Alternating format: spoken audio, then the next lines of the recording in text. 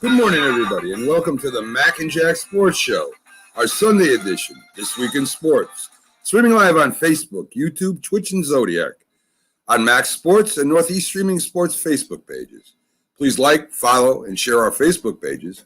Subscribe to the Northeast Streaming Sports YouTube channel for all the great Northeast Streaming Sports shows. We're also on Instagram and Twitter. Our website is nessp.info for all the info on our shows, guests, bios, updates, stores, and links to those stores. I'm Mac with your co-host, Jack Hirsch, legendary boxing writer and former president of the Boxing Writers Association of America. Together, we're bringing you national sports with special focus on Northeast professional sports from New York, Boston, and Philly. Good morning, Jack. Good morning, Mac. Happy July 4th. Yes, sir. Happy July 4th to you, too. I mean, I guess, it all depends on your perspective. If you don't have to work today, it's a great day. If you have to go into work today, it's just another day, Jack. But it is the birth of our nation, and I guess a lot of people should be happy with that. Some maybe not, but that's up to them. So today, Jack, this is our This Week in Sports show. We'll have on Robert Butler, Sports Scope commentator, who will join us in like the first half hour. Then at 9 o'clock, folks, we have on Jim Jeffcoat, two-time Super Bowl champion. He's a guest host with us every Sunday.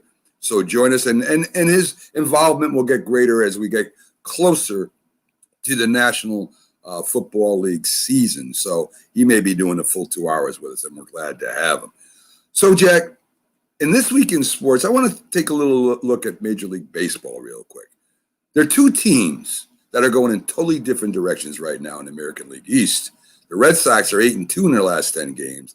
The Yankees are 3-7. Yanks with no answers really this year for why and how they're slipping so far down. They're only 41-40, one game over 500. It doesn't look like they're fixing anything right now. And the Red Sox, even with that tough loss and extra innings to the A's, are 8-2, 52-32 on the season. We're halfway through, and they're playing good ball, Jack. Yeah, I mean, what could you say? The Yankees are lucky there's a thing called a wild card because they're 9.5 games behind the Red Sox. And it's not just the Red Sox. They'd have to leapfrog over the Toronto Blue Jays and the Tampa Bay Rays as well. So, with the Yankees, it's not so much about the standings now. It's just about how they're playing. I mean, they're so inconsistently poor. And this is one of the worst patches the Yankees have really had since the early 1990s. Okay, maybe it straightens out, maybe it doesn't. But the next couple of months is going to mean a lot as far as the future of this franchise. Because if this continues, and imagine the Yankees play under 500, moves are going to have to be made. But I have to give you a little warning, Mac, with this. Remember when the Yankees had that great run of success? They won the pennant in 76, then they won the World Series in 77 and 78. In 1979, they finished under 500. It was a tragic year where Thurman Munson died in a plane crash. But then the next year, after finishing under 500, they won 103 games in 1980 and then went to the World Series in 1981.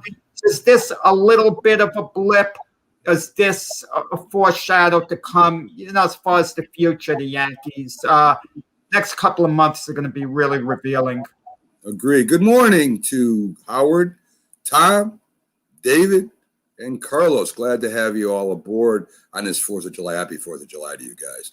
So Jack, the Major League Baseball season to me, there are teams that are going up and down. We expect the Padres to be there. We expect the Dodgers to be there. And now the Giants over in the AL West are making a play, too. They've been playing good ball all year. San Diego's going through a big losing streak right now, Jack. And I don't know what it is with expectations. We see all the moves they made this year. They played unbelievable ball last year. They had a chance really at the end to at least get in there and raise some cane. What's up with them? I mean, is it just the expectations are too high on these guys? I don't think, Mac. I'm sorry, but I don't think San Diego's a problem. They're only a few games back behind the Giants and the Dodgers. And the Giants and the Dodgers are playing exceptionally well. So I don't think the Padres are, a real problem. I mean, I don't think they need to be alarmed. My guess would be, without looking at it straight out, if the season ended today, the Padres would be a wild card team. So they'd be in the playoffs. So I don't think the Padres are in desperate trouble. But you talk about the big contracts, okay? They signed Fernando Tatis to the 14-year deal. I don't think you were that crazy about that type of long-term deal. Manny Machado is in the second year for his 10-year deal. He's been playing well for the Padres, and the pieces are basically there. And I don't think the Padres are a problem team. Maybe they've underachieved a little bit, and you would think they would perhaps be, a few games better than they are now. But I don't think so. Carlos says San Diego's middle relief is off. Wow, Carlos got every team pegged, right, Matt? He does. I mean, Carlos has a lot of information. I don't agree with all his opinions, but he's very knowledgeable. And that brings me back local again with the Mets. The Mets have been playing pretty good ball, Jack. They beat the Yankees, which really is not a big deal at this point in the season. But they're playing good ball, and the Phillies are starting to come on. They're starting to make some noise. The bats are coming alive. I think that division, the Braves are kind of, they haven't been playing as well as they should. That division is for the Mets to lose this year. I think the Mets should be able to win that division, Jack. Mac, even though I agree with you to an extent, I won't go so far to say the Mets have truly been playing good ball. They've been playing good ball in comparison to the rest of the NL East. But as astounding as this statistic sounds, the Yankees are only 2.5 games worse than the Mets if you compare them standings-wise, okay? Right. One-loss record. And had the Yankees beat the Mets yesterday, they only would have been a half game behind them technically if you compared records. I think the Mets have been fortunate that the rest of the NL East has just underperformed. So the Mets have been okay. They've been adequate. Nothing, special at all. And but listen, they're doing what they have to do, the Mets. I've been waiting on Atlanta to finally take off, make a move, because they went into this season as the NL East favorites with the Mets slightly behind. Yeah, definitely. So we're looking at the NBA real quick, Jack. Well, let's take a little time with them, right? The Bucks, again, without Giannis. They beat the Hawks. They win the series. Middleton and Holiday doing their thing. Even with Trae Young, and I imagine he wasn't 100% playing, the Bucks still won. Now, my playoff championship prediction, when the playoffs started, was the Phoenix Suns and the 76ers. So I'm halfway in there. But is this the year the Bucks? I imagine Giannis will be ready to play for the championship, given the extra day off, and now they have to wait, to whenever the game starts. Is this the year the Bucks do it, Jack, and Giannis has his thing, the former MVP, or does the Suns with their team concept of basketball turn the Bucks away? Matt, quite honestly, I don't know. I thought the Atlanta Hawks were going to upset the Milwaukee Bucks in this series, and I'm not going to say, well, had Trae Young been healthy, because Giannis was out. So I could say, though, both teams lost their star guys, even though Trae Young did play yesterday. He wasn't his old self. He was hurt, had problems. Milwaukee and Phoenix each have a super player. Milwaukee has Giannis. Phoenix has Devin Booker, highly underrated. And, this is an opportunity for the Bucks and Phoenix, because you ever hear the expression, you better win now because you might never be this close again. Because next year the NBA starts over, everyone gets recharged. You know how hard it's going to be for Milwaukee to get to the finals if they have a healthy Brooklyn Net team, a healthy Philadelphia 76er team, an improving Atlanta Hawk team coming back. It's going to be very difficult. So if they're going to win an NBA championship, they better do it now because they might never get another chance. And if you need statistical evidence of that, the last time the Bucks won the finals was in 1974, and they had Kareem Abdul-Jabbar, Lou Alcindor at the time, I think his name was, and the big O Oscar Robertson. It was his last year before he retired. In Phoenix, it's been a long, long time since they've been to the finals. What was it when they had Charles Barkley and lost to the Chicago Bulls? And the NBA West, the Clippers might come back strong if Leonard's with them. The Lakers, of course, the Utah Jazz. It's going to be the Denver Nuggets. It's going to be so hard to get to the finals. So there has to be, Mac, a feeling of desperation for both teams. It won't be good enough to lose in the finals and say, oh, this is a good experience. We're going to come back as a better team next year. Because you could come back as a better team, and it's still, chances aren't going to be enough because of the other teams that are going to be in the mix next year. With that said, if you're asking me who I'm picking, it's a virtual toss-up in my book. I'm going to give a tiny lean towards the Phoenix Suns to get it done.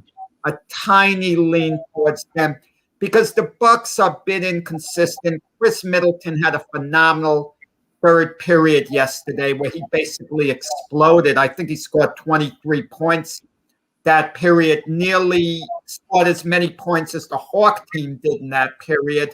And the guys really picked up the slack for Giannis. But would they have been better with Giannis in there? Because then they wouldn't have had to step up. They would have maybe taken a little step back and relied a little on Giannis. So I don't know. But it's a true toss-up series. And it's different, Mac. We're used to the LA teams, the glamour market teams, and we got Phoenix and Milwaukee. I don't know what that's going to do for the NBA ratings, but if you're a hardcore basketball fan, it is a great series. Who are you picking, Mac? Well, I got to stay with my guys I picked in the beginning. I have to stay with the Suns, even though being from the East, I want the Bucks to win. But I'm going to have to stick with my point, my prediction. I always thought the Phoenix Suns had a better overall team than any team in the NBA. A lot of stars in different teams, but Phoenix always seemed to run those sets and those defenses that you could almost plug anybody in and could do it off that bench. And Carlos said they have a great deep team, and I agree with that. So Matt, you know what basketball is about? It's about legacies. That's what the NBA is about. When we look at players, we look at their legacies. Charles Barkley, who's still a giant personality because of his work with TNT and the NBA as an analyst, he keeps getting reminded. We keep hearing, well, Barkley never won an NBA championship. The great Patrick Ewing, the greatest Knick of all time, we hear he never won an NBA championship. So for Giannis and Chris Paul, who've never won NBA championships, never have even been to the finals, this is about legacy. One of them is going to escape that stigma of never having won a championship because they'll be on a championship team. The other is still going to have that stigma attached to their name, and especially an older player like Chris Paul, he might never get this chance again. It's very true, and it's a shame because, as we know, wins and losses aren't just by one player. It's the whole team wins and loses the game. It's not you could score 60 points and still your team loses the game. So it's kind of unfair, but I guess it is what it is today, Jack. In the NHL, Tampa Bay seems to be total control, Jack. They're up 3-0. The games, except for maybe number 2, weren't even close. Tampa Bay gets out very fast. The Canadians are always chasing them. The only hope the Canadians have is to get out in front, and they haven't been able to do that yet, Jack. So it should be Tampa Bay in 4 or 5 games. Well, they're up 3-0, and we don't know what's inside the head of the Montreal Canadian players, Mac. We're looking at it from the outside. So to us, at least to me, my feeling is it's all over. Hockey, no one's talking about it now. Tampa Bay just moved right in front. If the Canadians were up 2-1, we would be thinking NHL. There'd be a buzz in the air. Even in Montreal, you just get the feeling the air's out of the balloon. All the excitement, they're down 3-0. But you know what it is? When you're down 3-0, the whole idea is just prolong the series because anything can happen. The motivation for the Canadians has to be this. They're playing at home. So the coach and the players have to think, we don't want to see them celebrating on our home ice. We don't want the season to end on our home ice. It's been a great year. Let's give our fans a victory. And if we're going to lose this, let's lose it at Tampa Bay. So if they throw everything they have into this game and they win it, then they go back to Tampa Bay. And maybe they put together one of their best games of the year and they win that game. And now they're going back to Montreal 3-2. And all of a sudden it's a series. Everyone is getting recharged. And but 3-0 against a team that's probably superior to them, the Canadians. It's such a mountain to climb. And it looks like Tampa Bay is going to have like a 2-time, Stanley Cup champion consecutive years with the Lightning. And then if the Lightning are going for 3 in a row, then you're talking about a rarity in sports, a dynasty. Yeah. And Jack, we mentioned this I did when I was talking to Carter, and you made your opinions too. See, this year they didn't play outside their own leagues, their own divisions. So we really didn't know who the best of the best was, really. I mean, we look at the Northern Division, we thought Toronto, or at least Carter thought Toronto had a real good team. And I wasn't really sure because unless Toronto's playing Tampa Bay, or they're playing the Islanders, or they're playing the Penguins, or whomever, the Avalanche, we really don't know how good that division was. We didn't know how good any division was, really. We knew Tampa Bay was a Stanley Cup winner. That's what we knew. And we knew the Islanders played them tough before they got there. We thought the Knights were going to be very good this year, and they were okay. They were good. But we never got to see them play against the best in the division against the best in the division, or either way, or the worst and the worst. So we really didn't know which division was the strongest coming into this playoffs. And that was the first time in a long time I can remember that, Jack. Well, I'm going to tell you, it's easy to forget the way the whole playoffs unfolded from the beginning, because now we're at the finals. But when Tampa Bay opened up the playoffs, they're playing against the Florida Panthers. There were a lot of people who thought the Florida Panthers were going to beat them because they finished ahead of Tampa during the regular season. And Tampa responded in the playoffs. I mean, it was a whole new thing. They beat the Panthers. And sometimes it's the matchups, like you catch a certain break, like the Islanders going to the semifinals. And the Washington Capitals would have been a lot more of a difficult matchup for the Islanders than, let's say, the Boston Bruins were, who the Islanders beat during the playoffs. But the Bruins upset the Capitals, so that assisted the Islanders. And I'll tell you, Mac, I owe you a small apology on a statement you had made. I have to acknowledge you're right. Some of the time when you are beaten by a Stanley Cup, a world champion, the team that eliminates you wins the championship, some of the time it does make you feel better. In the case of the Islanders, they have to be looking now. Tampa Bay sweeps the Canadians in 4 games, repeats as champions. The Islanders could say, darn it, we took these guys 7 games and lost by only 1 goal in the 7th game. We're as good as these guys. The only difference between us and them was 1 goal in the 7th game. I got to believe they could take a lot out of that.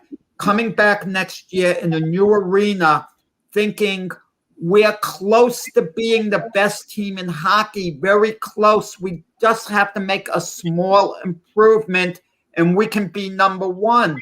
And it's going to be motivated. It's a nice way for the Islanders to open up their new arena in Belmont. And Carlos, of course, loves Trotz, Jack. He loves Trotz, and he loves the New York Knicks. What is the matter with Barry Trotz? I have no idea what he's saying. He is one of the most respected coaches in the league. He won a Stanley Cup with the Washington Capitals, who very foolishly wouldn't give him a little extra money to resign. So he went to the Islanders. Lou Lamoriello takes his coaches very seriously. Lou Lamoriello, the GM of the Islanders. Lou Lamoriello is hard on coaches. He loves Barry Trotz. Yeah. No one knows hockey as well as Lou Lamoriello. I mean, Barry Trotz is the right guy to drop the Islanders. If you saw their run during the playoffs, and their young team, the Islanders, they play with tremendous enthusiasm. Yes. That's what I like about them, and the players are developing, as well. Right, and he's a defensive-minded coach. We all know that. But as you said, Jack, listen, the Islanders had a good year last year. They seem to have improved this year. And again, we don't know if they got in with Montreal. You could say, and you might not be wrong. You might be wrong, but you might not be wrong that they probably would have swept the Canadians too. So I mean, you could think that way. It's impossible to tell what the Islanders would have did with the Canadians. But I will say this, Mac, your point that you're about to make is well taken in this sense. The Islanders' logic could be if Tampa Bay sweeps Montreal, the Islanders could think at the very least we would have beaten those guys. If the Lightning can dominate them, don't tell us we couldn't at least beat them. Right. I believe so. So I'll mention Aaron Rodgers real quick. He's going to have to make a decision. Some people think he'll play. Some people don't. Me, I really don't care either way. I'm not a Green Bay fan. I don't care if I'm not against Aaron Rodgers. I sure don't worship the ground he walks on. But to me, it's sad all around. And to me, it's sad for the Green Bay Packer fans because no matter what Aaron Rodgers' problem with the GM is, whether he loves the fans, he loves the quarterback behind him, he loves the team. If that was all true, he'd be playing. He'd put his differences aside, finish out his contract, go wherever the hell he wants after there. I feel bad for the fans because the fans love their quarterback, they love their team, and they're caught in the middle, Jack. And it's very sad for the fans. Listen, a decision has to be made very soon because the NFL season begins, I think, September 13th, and it's a little more than 2 months away. They have to be in training camp. My feeling is there's a lot going on behind the scenes because both sides have been quiet. They're probably working to adjust Aaron Rodgers' contract to give in. To show him we're making a commitment to you that's going to be at least a 3-year commitment, guaranteed money. Maybe he just don't want that. They've already offered him more money. Aaron Rodgers has not said. I don't think. Well, listen, they went out there, they flew out there, they offered him more money, the reports were. I don't think he cares about that. Matt, his attitude, Jack, was that he don't like the GM and he doesn't want the GM there. That was his attitude. It had nothing to do with the money. According to what I've read and seen, has nothing to do with the money. The Green Bay Packers offered him an extension. They offered him a large extension. He doesn't care about that, is what he's been saying. It's all about relationships. He's talking about the GM. For some reason, they're not going to get rid of the GM. That's not going to change. And the Packers shouldn't get rid of the GM in that sense. I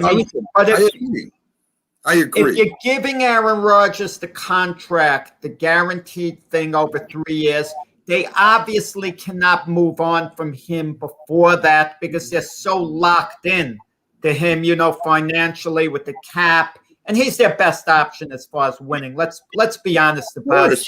Even if Jordan Love develops. And that goes both ways, Jack. I think Green Bay's his best option to winning, too. I don't think there's another option out there for him. But there's another element to Aaron Rodgers that people don't talk about that's been made public.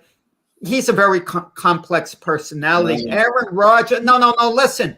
Aaron Rodgers cut off in his relationship from his own family. Now, I know that. Family. His brother, Aaron Rodgers' brother, criticized Aaron Rodgers once for not quite being there for their mother when he should have been, and I don't know. Listen, I don't know whether, in fairness to Aaron Rodgers, Jack, I didn't want to talk fairness to Aaron Rodgers. To me, Aaron Rodgers has been treated fairly. The Green Bay fans is what I'm talking about. I don't care about Aaron Rodgers and his complex issues. There's a lot of people with complex issues. I don't care. I'm talking about the fans, Jack. The fans are caught in between of the team that they love and their starting quarterback that they love also. And I just feel bad for him. And I've been reading these comments by Carlos, and this is where I know Carlos is just off the wall. And this is where he's so off base, it's not even funny. Green Bay is not a black hole. It's the most traditionally the best team you could go to. I've had players on the show say that. Green Bay should not make another one he puts in. And just check out, this is why me and Carlos don't agree a lot. Green Bay small market should never have huge contracts. Well, they paid Farr pretty good. They won a Super Bowl. They played Reggie White, but they won a Super Bowl. So, I say he knows a lot of information, but his opinions are so out of whack sometimes. I don't even like putting them on. But anyway, to me, Jack, I'm talking about the fans. To hell with Aaron Rodgers. To hell with the GM. Green Bay owns the Green Bay Packers. The citizens of Green Bay own this team. And maybe that's why it's hard to reach a deal with players, too. You could think that because there's no one person really in charge. It has to be voted on. To get Reggie White there, it had to be voted on to give him that big of a contract. So maybe that's a problem, too. But the fans right now are the ones suffering. Not Aaron Rodgers, not the GM. It's the fans, Jack. Mac, you're talking about fan loyalty, it seems like now, right? Let me tell you about fan loyalty. Yes. Stop for a second. I'm not just talking about fan loyalty. They own the team, Jack. No other organization has the fans owning the team. So it's not just loyalty. Mac, that sounds all fine. The fans aren't going to make the decision on what's what. They do. They do. They voted on Reggie White's contract, Jack. They do vote. They do make decisions. They have a representative, but they have votes. They're not going to have to vote. The fans are not going to vote on whether the Packers are going to extend Aaron Rodgers' contract. I'm not talking about that, vote on that. I'm talking about that. They voted on getting Reggie White there. I know that. So they do vote, Jack. I'm not talking about that. I'm talking Who about. the heck wouldn't want Reggie White? Well, I'm just saying, Jack. Could you imagine they vote against that? Come on, man. Mac, come on. You're being Mac. You're being too idealistic. What other team has fans that own it? Name one. But they don't make the decisions. They own the team. Jack, they own the Green Bay Packers. So they do make decisions. Whether you want to accept it or not is up to you. I'm just telling you the reality. They own the Green Bay Packers. Nobody else. So what are you trying to say? Let me get this straight. What I'm trying to say is not just fan loyalty, Jack. They have a representative that's talking to Aaron Rodgers. That representative goes out to California, paid for by the fans, goes to California, makes some offers. He turns them down and says, guess what? I don't like the GM, so I'm not playing for you. I will say this on the Aaron Rodgers situation. From the Packers' perspective, eventually there has to be a deadline in which they take a hard stance of what to do. This can't go on indefinitely. Okay, I would set a deadline of something like August 1st, about 6 weeks before the regular season.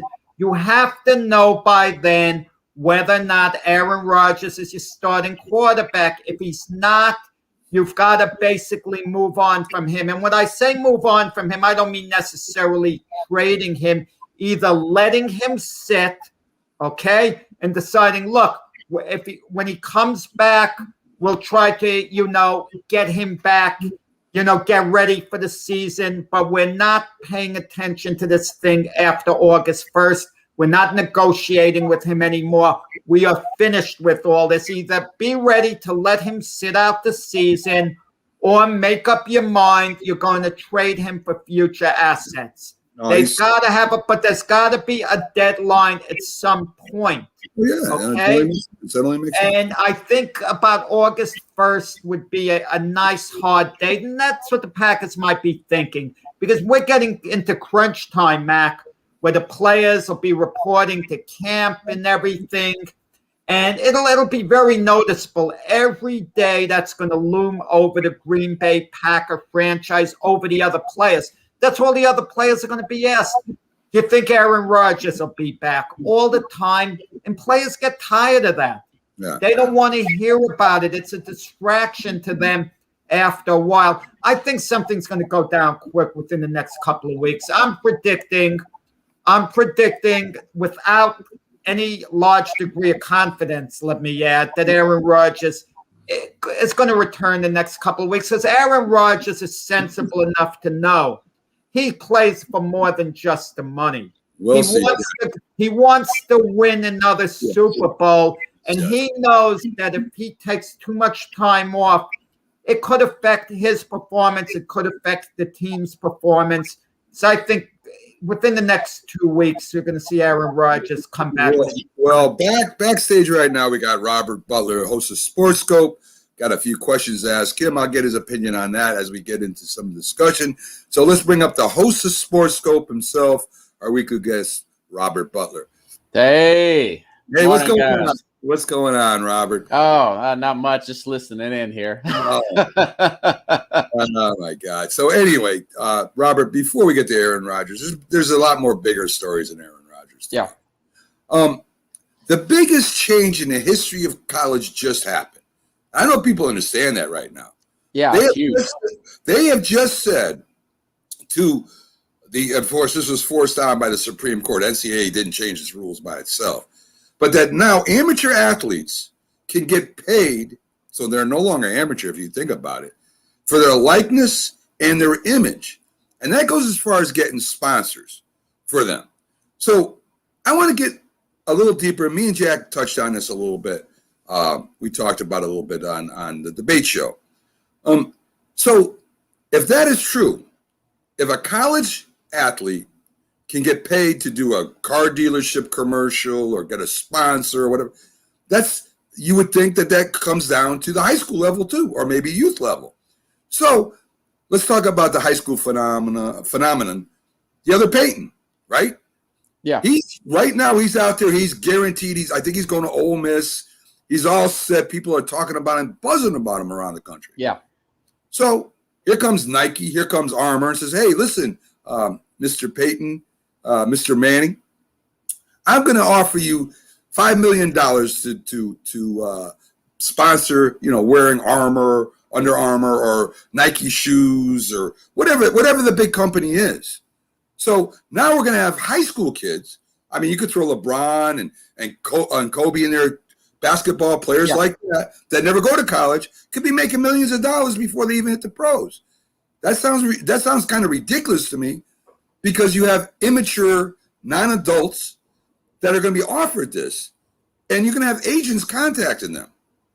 What do you think about all that? It's like when you first jump in the pool, guys, whether you're a walk-in guy or I'm not a jumping person. When I go swimming, I just jump in and get that shock. That's what we're in right now. It's that shock of, oh my God, there's going to be major drug problems. There's going to be car wrecks. These kids can't handle this stuff. But my argument to that is these kids, I interviewed a Tennessee prospect, MLB prospect, University of Tennessee baseball commit on Tuesday on my program. And then Thursday, the NIL came in to kind of call us off guard a little bit. But, this younger generation, they have more access to rehab facilities, shrinks, if you want to say, mental health facilities. I think we're more, as a society, we're more capable of handling something like this than, say, 30 or 40 years ago. I'm optimistic that it's going to work out. Are there going to be some incidents like that where you may have someone, Arch Manning, his name is Arch Manning. Archie's the grandfather. Right. Carlos said that. But I just think it's going to work out. It's going to be a little bit of shock value at first. But, Shane Rattler, the quarterback for Oklahoma's already got a restaurant endorsement. Percy Miller, he's a point guard for TSU basketball here out of Nashville. His dad's a big-time rapper, was one, Master P, Percy Miller. He's got a $2 million deal with a technology company. So it's capitalism, free market capitalism, all about that. You guys are an independent company. I'm an independent company. So I'm more excited about it than anxious or scared. Well, we're talking about kids, Robert. Yeah. We're not talking about full grown up. In fact, I don't think you're an adult till you hit your 30s, to be honest with you. But I mean, seriously, because you Yeah. still at 20-something, you got a lot to learn. 40's a new 30, right? Well, listen, these kids, I mean, some of them will be okay, but you're going to have some where the parents will take advantage of it. They do in other cases where agents are going to take advantage of them. I don't care how many safety guards you put in there. I think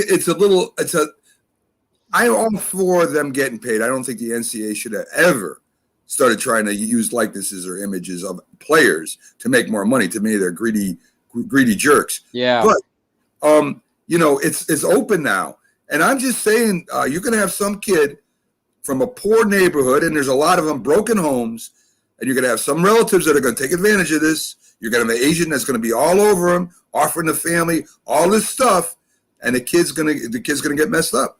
I'm guaranteeing you that's going to happen, Robert, more than you think, because there's a lot more poor people playing sports than there are rich people. Well, yeah, I mean, I was one of them. I grew up dirt poor. I know what it's like. I was saying on my program the other day, guys, I wouldn't have worked those 2 12-hour shifts for 4 years when I was driving back and forth to Austin P 45 minutes from Nashville.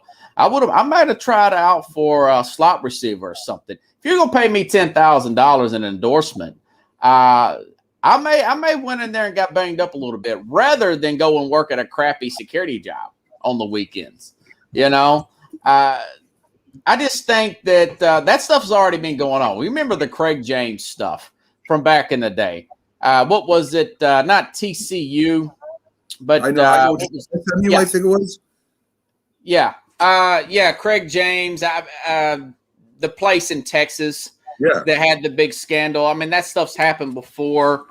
Those things are going to happen. I just don't think the world's going to come to the end. I think the NCAA, we as a society will adjust and overcome. Well, I guess society is not what I'm talking. I'm talking about them personally.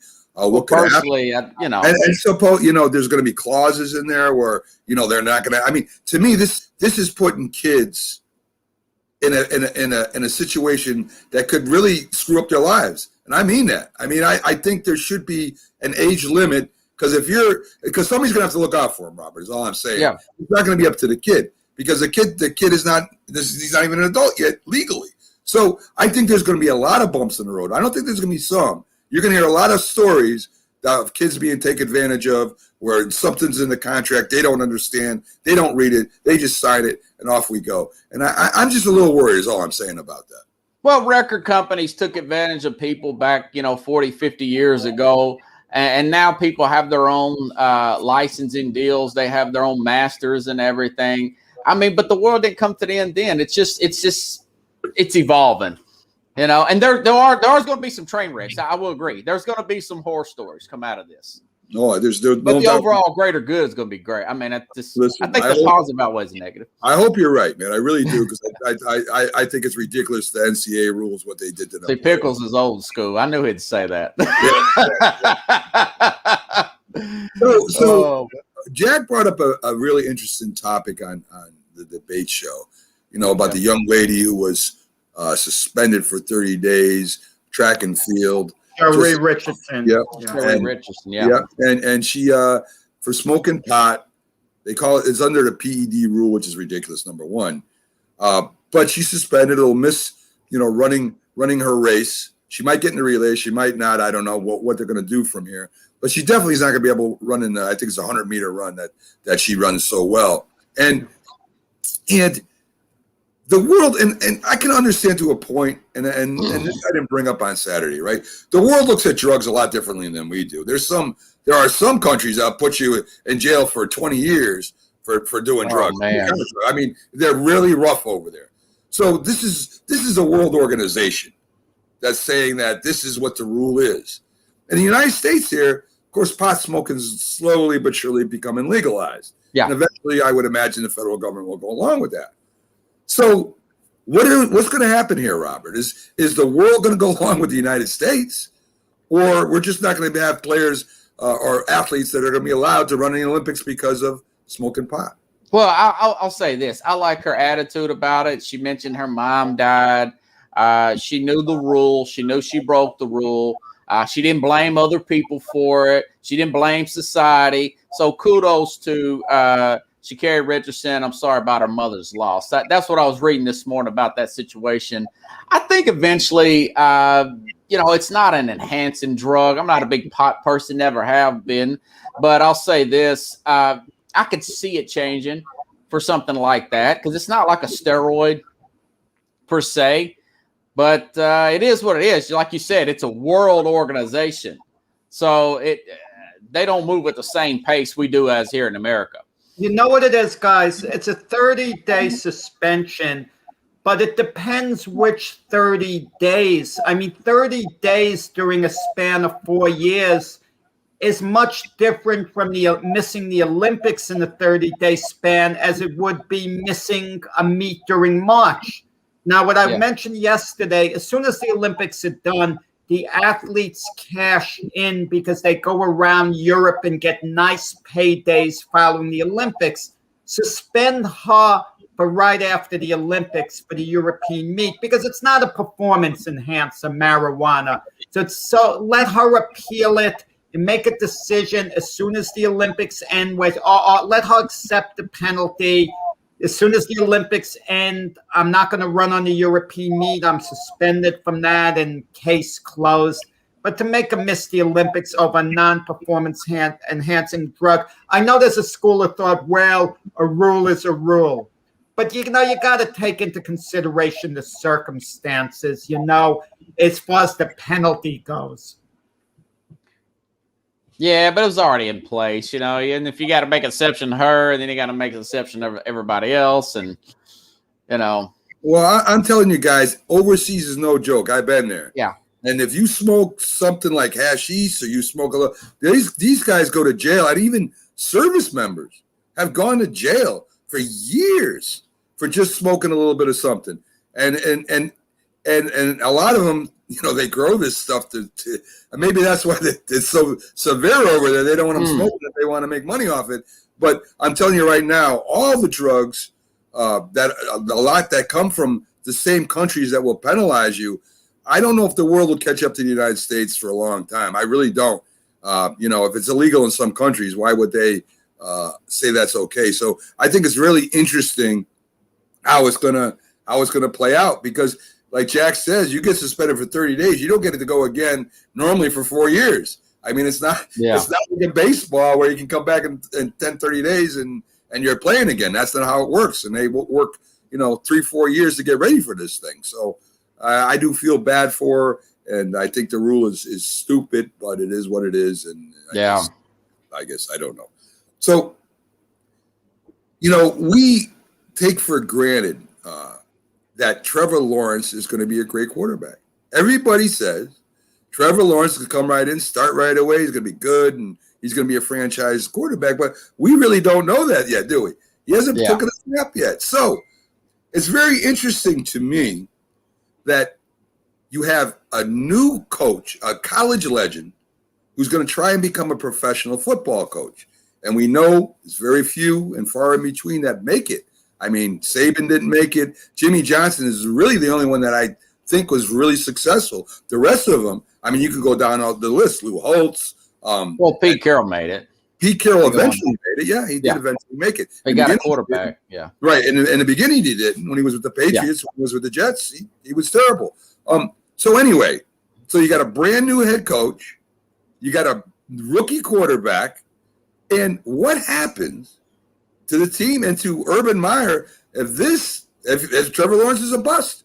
I mean, what does he say at the end of the year? Suppose, and it's possible, Trevor Lawrence goes out there and stinks. What happens to the Jets? He would be considered one of the biggest busts of all time, I think, because of the hype coming in. Mel Kiper says he's got this guy rated just below Peyton Manning. Guy been doing this ranking since 1979. So, and he was supposed to have been the number one overall. If he were eligible after his freshman year, he would have been a number one overall pick that year. As far as skill set is concerned, I don't think he can bust skill set wise. If you look at Urban Meyer is going to bring that Clemson system to Jacksonville, okay, and with that system, 3 years of with his experience, only way he's going to be a bust if it's something personal, a mental tragedy, a drug problem we don't know about, a death in the family, something outside of the skill set sides that he's going to be a bust. Other than that, I don't see him being a bust.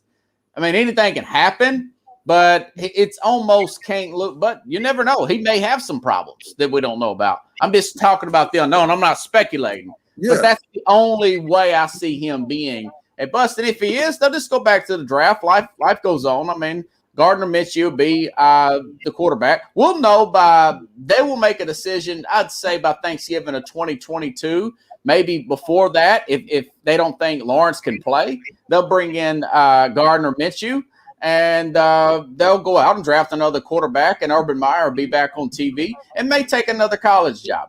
And he No, may I hang don't out, think so, Urban Meyer. Rob. You're already moving on from Trevor Lawrence. I mean, what is this? Oh, I'm Come giving on. you what would They are happen if not he's a going bust. to listen.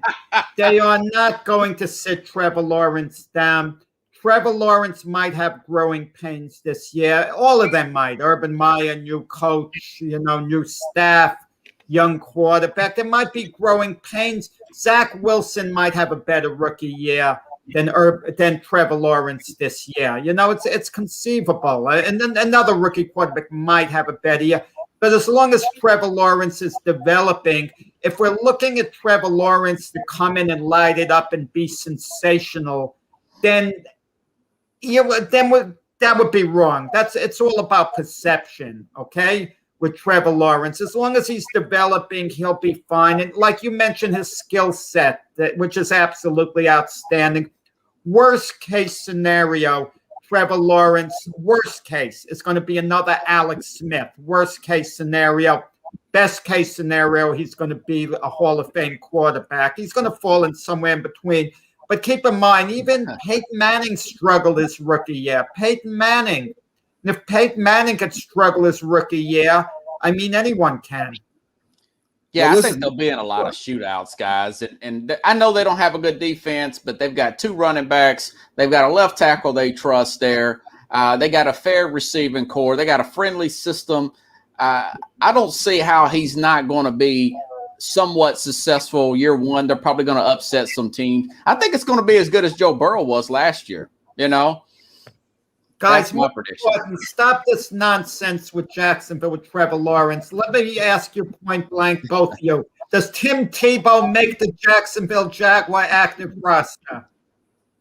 It's probably what I'm reading. It's probably 30% chance, maybe, and that's probably as a backup tight end, a gadget guy.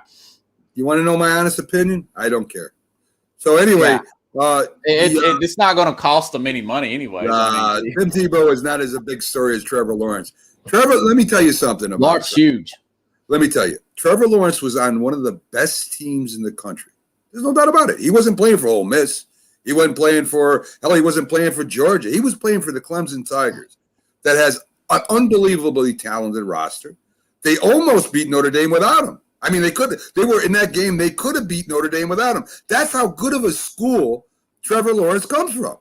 We think Trevor Lawrence is the one that won all those championships. He was a big part of it, but he was on an unbelievable squad that was in the top 2 for almost 3 out of the 4 years he was there, maybe 4 out of the 4 years. So I understand Trevor Lawrence looked great with the Clemson Tigers. He hasn't played one pro snap yet. He's not playing against, North Carolina State and Tennessee. Yeah. He's going to be playing against some NFL professional players. So to take it for granted that Trevor Lawrence is going to be somewhere between a Hall of Fame and a good quarterback, I don't take that for granted. There's a lot of first round draft choice, first picks that are busts. Do I think he'll do okay? Yeah, I think he'll do all right.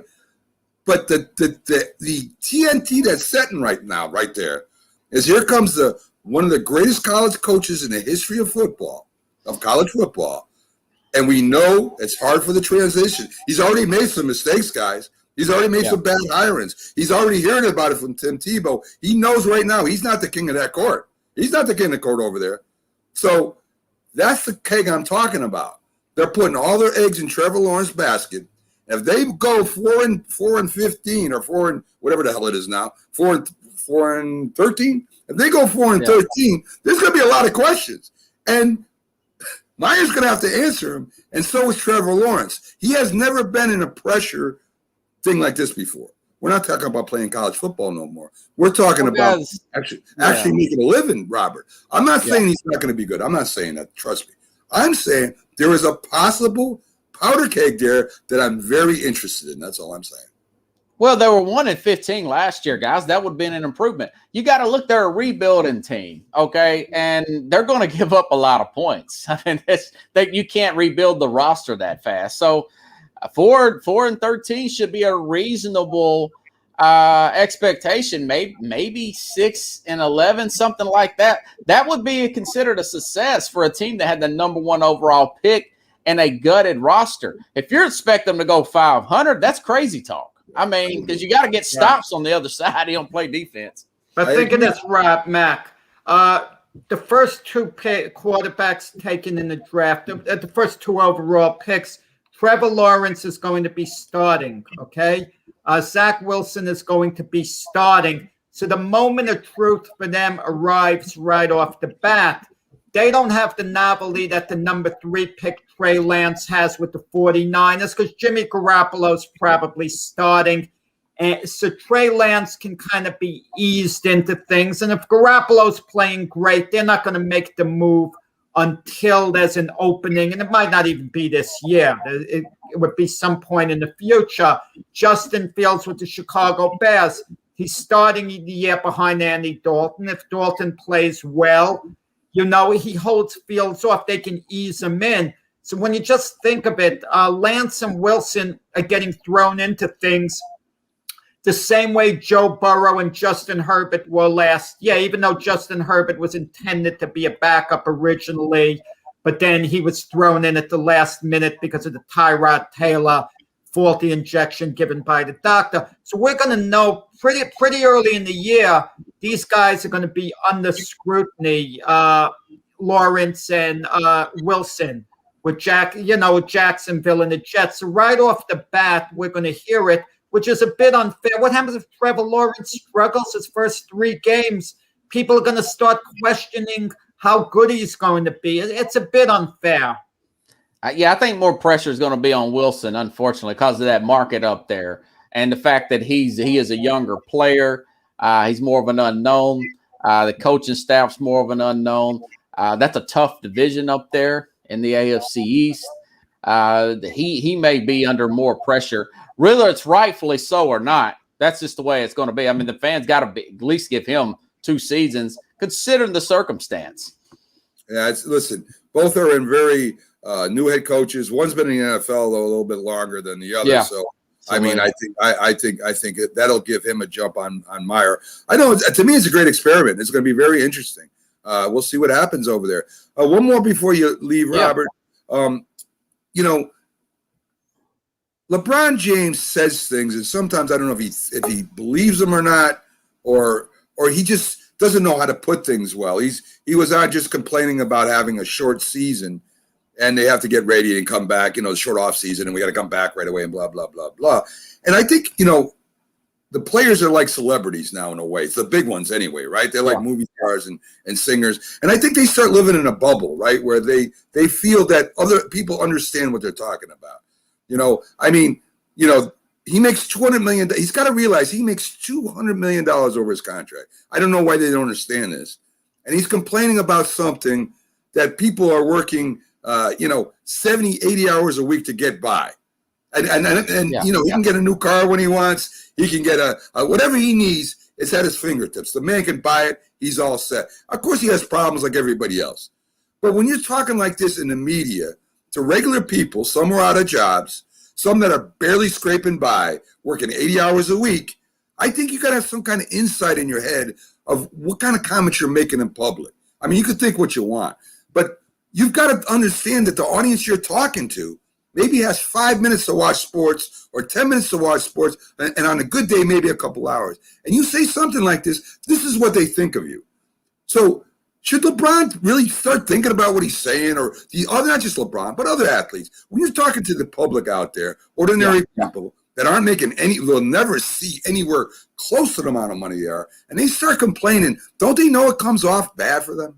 Right. I've been saying for years, he's an elitist. He's out of touch. He lives in an echo chamber. And kudos to Shaq. I looked that up this morning. Shaq said, listen, there's 40 million people out of work right now. And you're up here complaining about the season being shortened. You train for 2 hours and then you play a game at night for 2 hours, man. I mean, you really have to have some perspective on things. If I have to play, and this is Shaq, who sometimes will come in out of shape.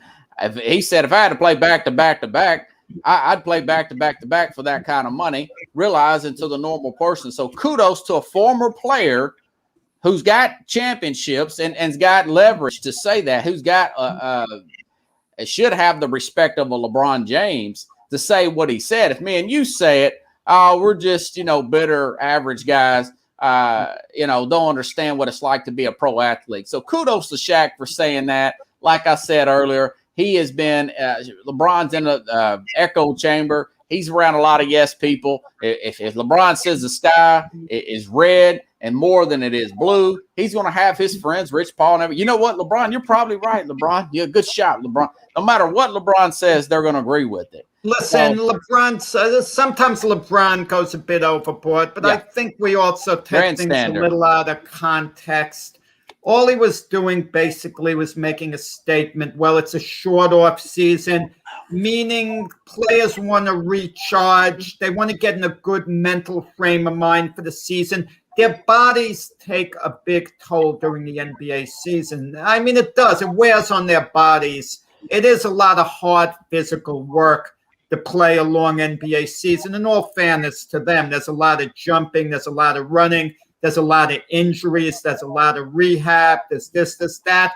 So he made a comment, well, he wishes the season wasn't so short that they had a little more time. So I think it gets taken a little out of context where people jump on him as being a greedy athlete. Well, with all the money you're making, you should be playing 12 hours a day, 7 days a week. You know, I think we sometimes take things a little out of context. Jack, I do agree with you to a point. I mean, I do agree with you to a point that it's maybe he didn't mean it that way. Maybe it was taken out of context, like you're saying. But I really believe that once you're used to living on that amount much of money, you kind of disconnect from regular society. You really do. Because you don't have the same problems that everybody else does, and you start living that way. And I think, some of them should just take a step back for a minute and say, hey, listen, I do have it pretty good. I'm gonna, this maybe I shouldn't have said it. This maybe you should have somebody there helping him out a little bit, because to me, LeBron's an unbelievable athlete, unbelievable basketball player, and maybe he should have somebody say, hey, LeBron, listen, you're not talking to other millionaires here. You're talking to a guy that's, working 80 hours a week, and he doesn't want to hear you complain, because you sure don't care about what he's doing in his life. So, and of course, it's the media. I understand that. So maybe he should have somebody there to help him out. That's all I'm saying, Jack. Right. And maybe he should say that stuff in private to the commissioner. I mean, say it in private. Now, he did do away with 2-a-days. I do think you ought to spread it out more. And all that stuff, a lot of I do agree with. It was a shortened season. It is what it is. Yeah, that's all. So, Robert, we got to let you go. Thank you for stopping in as you do every week. Fascinating having you on. And you have a great 4th of July, my friend. Hey, you too, guys. We're 10 weeks away from week 1 now. Yes, we are. Take care, Rob. I mean, you're giving us the countdown. You remind us each week. Thank you, Robert. Have a great one. Folks, we're going to take a quick break, and we got a big treat for you again this Sunday. The one of the Dallas Cowboy legends, 2-time Super Bowl champion, all-pro, nominated for the Hall of Fame. Guy is smooth as heck. We're going to have him on right after these messages. So stay tuned, and we'll be getting with Jim Jeffcoat. Yes, that's right, Jim Jeffcoat, right after these messages. So stay tuned, my friends.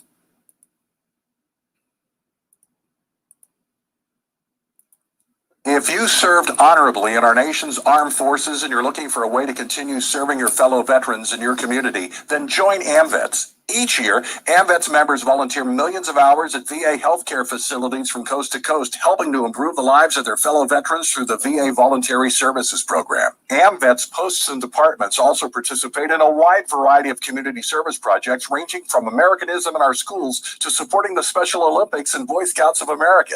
If you no longer wear the uniform today, you can still serve through the AMVETS by joining today at amvets.org. Hi, Grandma. What's for dinner? Hey, honey, I'm making stew tonight. Ooh, can Nina come over? I'm not sure about our new friend. I wonder if there's been any drinking going on. Alcohol at her age can lead to so many bad things. I've been meaning to ask you, what would happen if someone offered you a drink? Grandma? This is hard. She's so young, but I know I need to talk to her about it now before someone tries to give her alcohol. If anyone ever does offer you a drink, I want you to say no. I have too much respect for my family, and I don't want to get in trouble. Okay. Really? I promise, Grandma. I love you too. Okay, how about tasting the stew and telling me what you think? Some children may try alcohol as young as 9 years old. It's not too early to talk about drinking. For tips on how to begin the conversation, visit underagedrinking.samhsa.gov. That's underagedrinking.samhsa.gov. This message brought to you by SAMHSA and this station. When you hear the word asthma, you probably think of shortness of breath, coughing, or inhalers. Lots of things can trigger asthma, but the fact is that asthma doesn't just attack, it can kill. But with proper medical management, asthma is controllable. If you experience shortness of breath, wheezing, tightness in your chest, or persistent nighttime coughing, you may have asthma. See your doctor and get the facts. You'll breathe easier. For more information, call 211-INFO-LINE. A message from the Connecticut Department of Public Health, keeping Connecticut healthy.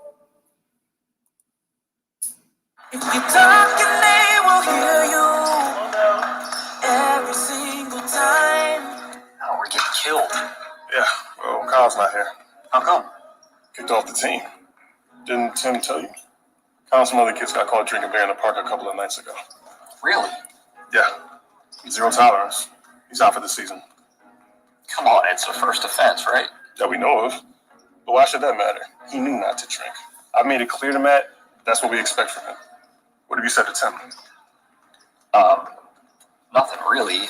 You know, a lot of kids try it at this age, so. Yeah, well, a lot of kids don't try it too. I'm not saying that Matt's going to be this perfect kid, but if I don't tell him what we expect and why he shouldn't drink, how's he going to know? You think kids that age really listen? They never admit it, Bill, but they hear more than you think. Talk. They hear you. For more information about talking with kids about underage drinking, visit underagedrinking.samhsa.gov. Good morning. You're listening to the Mac and Jack Sports Show on Northeast Streaming Sports.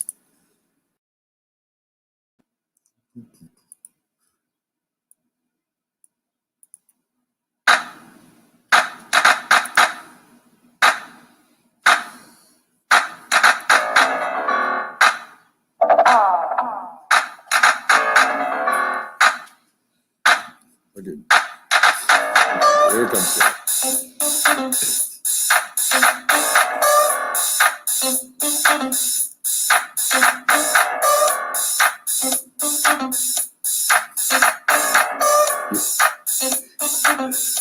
Good morning, everyone, and welcome back to the Mac and Jack Sports Show on live Wednesday through Sunday, 8 to 10 a.m. Happy 4th of July. I had to wait till Jack got ready. I didn't know. I had to get my wife a cup of coffee, Mac, and they come in. Listen, I got a new coffee making machine. They come in ounces, 4, 6, 8, 10, and 12. Right. I made the mistake of getting a 10-ounce cup, and I had to wait for the coffee to go down, and I'm listening to come on, but I made it back under the wire. I thought you were going to be in again without Jim. I was just to irritate me. I would get fined. Some coaches fine you for coming 5 minutes early. Right, 5 minutes early, you get fined. It That's seems like you want to fine me for making it on time. Yes, I do. You should be ready, Jack, when I'm ready to go. Let's bring Jim up. And Jim Jeffcoat, of course, two-time Super Bowl champion, Dallas legend.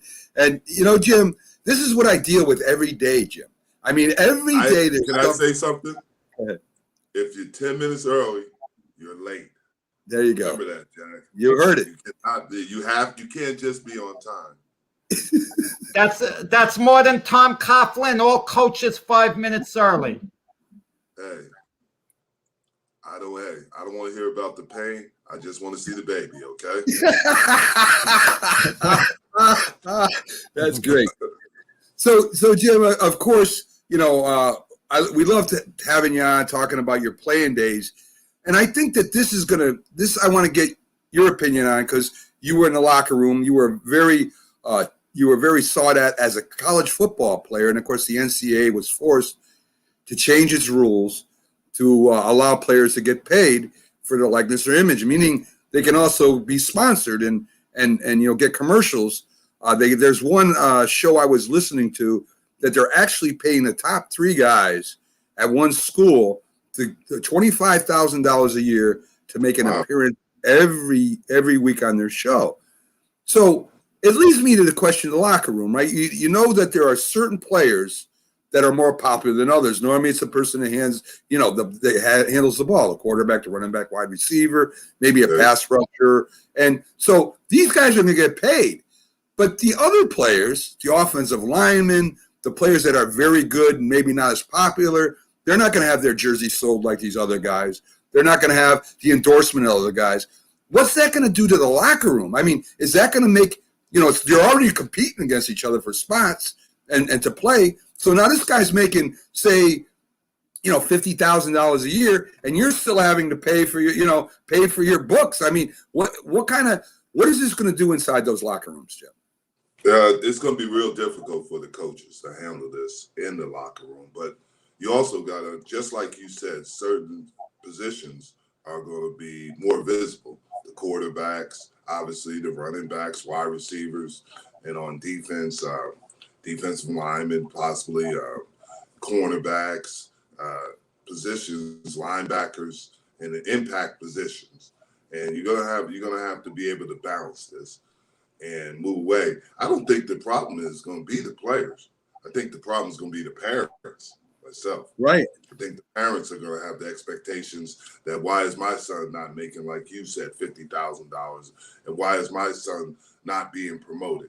And that's the things that you deal with, and then you're going to have a happy medium on that. There's got to be a way there. The way I look at it is now, you remember growing up, we saw the fearsome foursome, we saw these. You're going to have groups and have to promote those groups on the offensive line. The Great Wall, things of that nature. On defense, you're going to have to promote positions more than one person.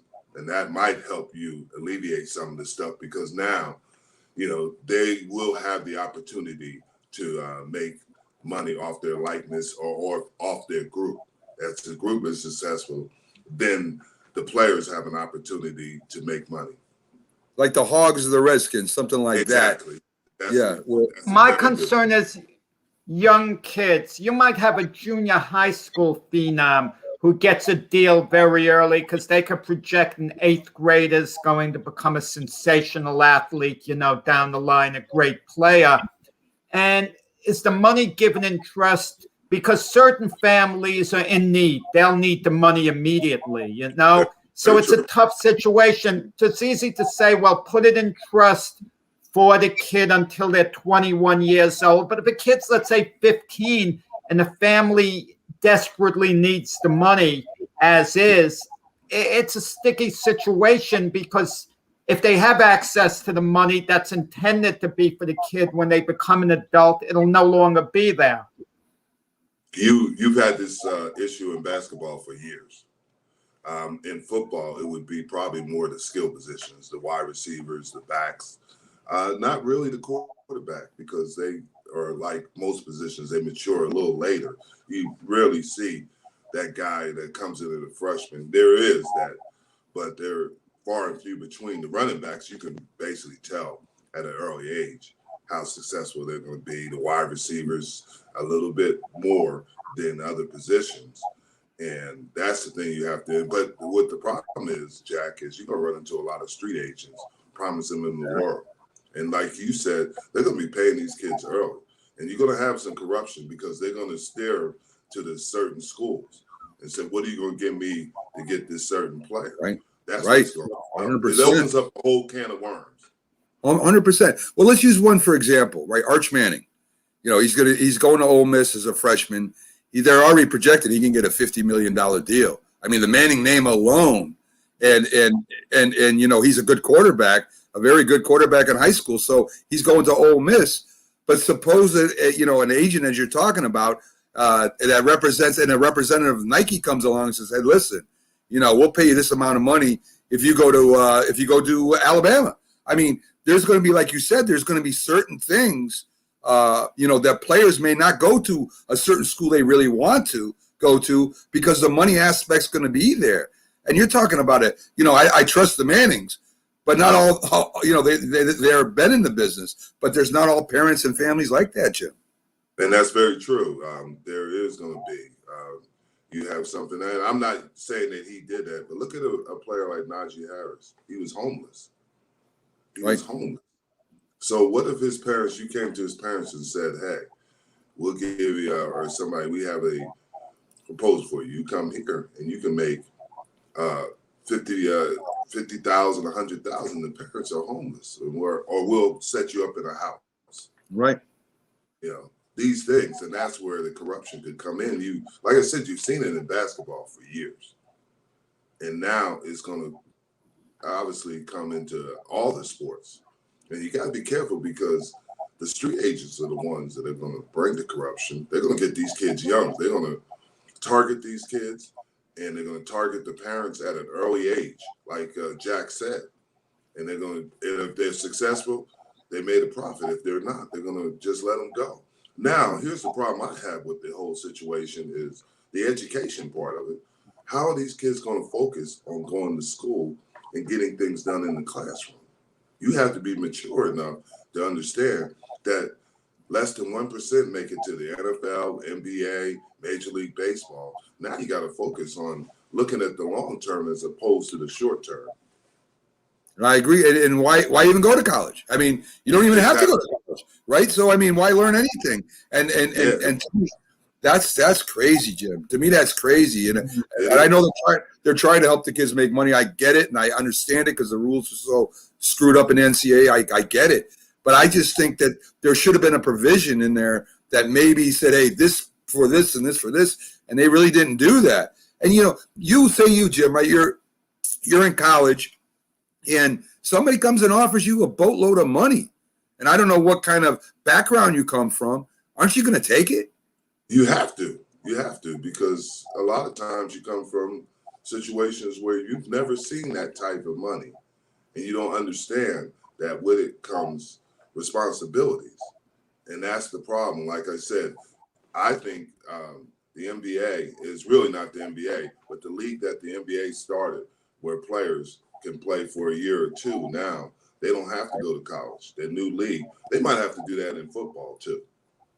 Good point. They might have to. And I know we get the likeness and everything. I'm not a big fan of this. And I understand why the NCAA did it. But it hurts the academics because, like I said, not everybody's going to make it. Not everybody's going to be a first rounder. Not everybody's going to get drafted. What are you going to do if you don't make it? How are you going to survive? You had the opportunity to get a college education for free.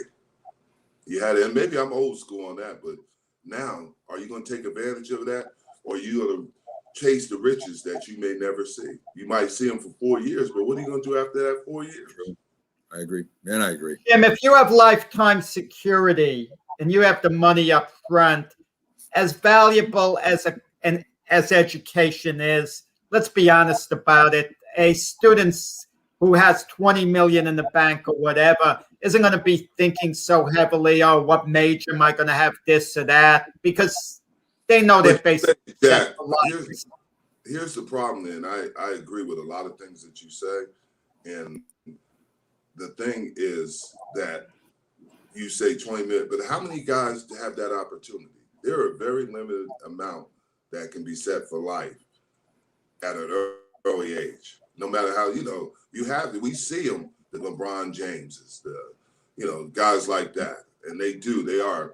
But how many football players at an early age are set for life. Even, you know, because with money comes responsibility. With money comes, how do you manage it? Yeah. And if you don't manage it correctly, it's gone. And it's gone forever. And that's the thing you got to realize. And there's far and few between that. You hear about these contracts, 25, 50 million, but how much money do you actually get? And how much debt, how much responsibility do you have with the money you get? You very rarely see somebody play out these contracts. They put it up there 55, 60 But million. I could tell you the rookie deal, call it the Jamarcus Russell situation. The Oakland Raiders gave Jamarcus Russell, was drafted as the #1 overall player quarterback, big money, and it didn't work out at all, you know, his NFL career, not at all. So the NFL put a cap on what rookies could make. But with all the endorsement deals out there, it's not that big a deal for the top draft choices because they all have, you know, a shoe deal or whatever, certain gear. And so they're going to be set that way. And certain of the elite players, aren't they making more with endorsement deals than they might be making with the actual contract? But you make a good point when you use Jamarcus Russell as an example, is that you had a guy that was the first pick in the draft. How many first picks every year is it? One. There's only so many first rounders. But what about that guy that's a seventh rounder? What about that guy that's a free agent? These things are. And I know somebody put it and made it, even at that age, the maturity is not there yet. Yeah. Some people mature slower than others. Well, let me give you an example, Jim, right? Yes. Let's look at Zach Baker for the Giants, right? He signed a $1 million contract. He keeps his friends from old school. He's going out betting $20,000 on a game, you know, a video game. He gets in trouble. These guys, a lot of these guys, not all of them, because some got their heads together, but a lot of these guys stay at that level with their old friends and all the things that they have when they're a kid. You really don't start growing up till you're in your 30s. I mean, you're still you're feeling your oats in your 20s. You want to have fun, and if you're going to give these players this money, they're just going to spend it. They're not going to stand around and save it for a rainy day because they think it's going to keep coming. And that's the thing you have to do. And I read somebody on Twitter said that when they passed this last Thursday, that make sure the smart schools will teach these money management. And I think that's really important because just like you guys are saying, they're going to blow it. They're going to blow it on vehicle. They're going to blow it on cars. They're going to blow it. Fast women, fast cars. That's sure. For everybody. That's the truth. Every player matures at a different level. Some guys are going to go out and they're going to be flash and dash. Some guys are going to say, wait a minute, I'm going to save this money because this can help me in the long term. Yeah, but somebody has to lead them in the proper direction because you don't want people grabbing, and that's what's going to happen. It's going to be people. And honestly, sometimes it's the worst enemy is your family. They're going to grab. I agree. Let me tell you, I like Bernard Hopkins, Jeff, when he was world middleweight champion. He was making some decent money. He'd go to Costco. He'd cut the coupons out when he'd go shopping. So I kind of like that.